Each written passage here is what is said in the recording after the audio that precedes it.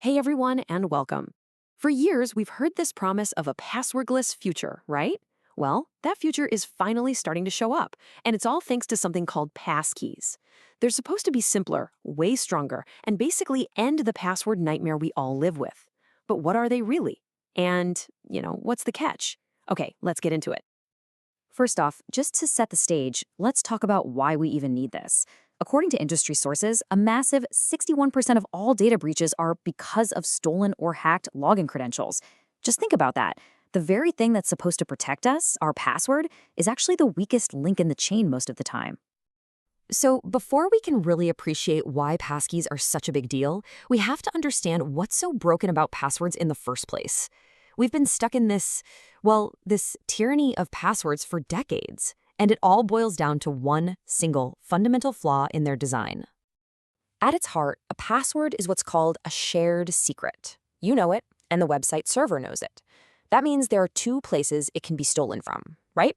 If a hacker breaks into a company's server, bam, millions of those shared secrets can get dumped onto the dark web. The entire system is built on this really shaky foundation of trust.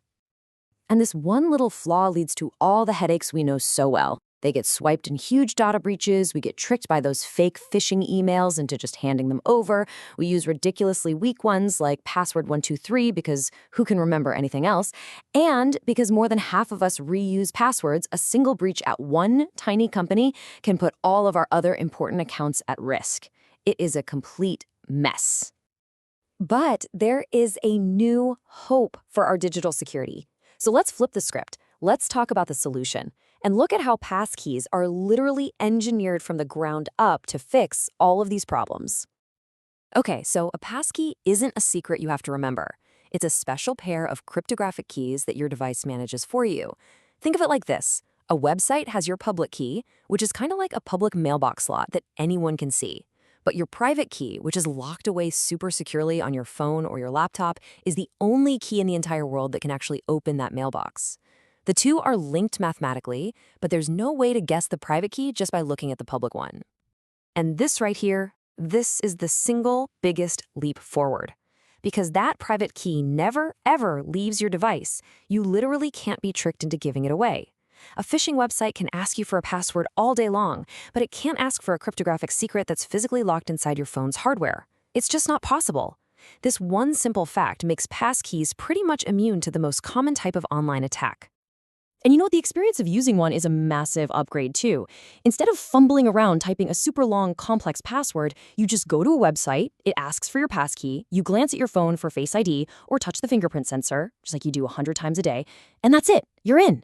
It's faster, it's easier, and it's so much more secure. Okay, but here's where things get a little more interesting.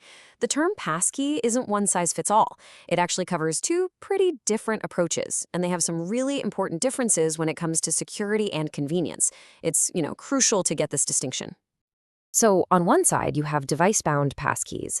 With these, the private key is created and lives forever on one single piece of hardware, like a YubiKey or the special security chip inside your laptop. It can never be moved, it can never be copied.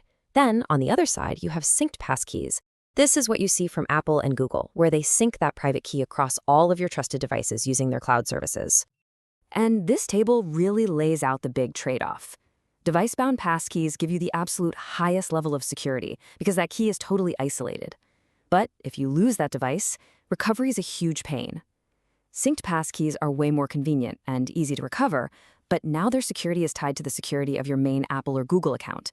It's that classic dilemma, right? Bulletproof security versus everyday convenience. And this leads us to the hidden trade-off, and honestly, probably the biggest debate happening around passkeys right now. It's not just about security versus usability.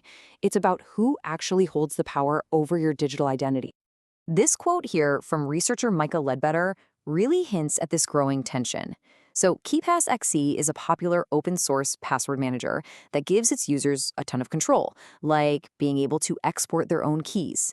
But in this new passkey world, that level of user control is sometimes being framed as a security risk by the bigger players who would rather have a more locked-down, certified system. And this really gets to the heart of it.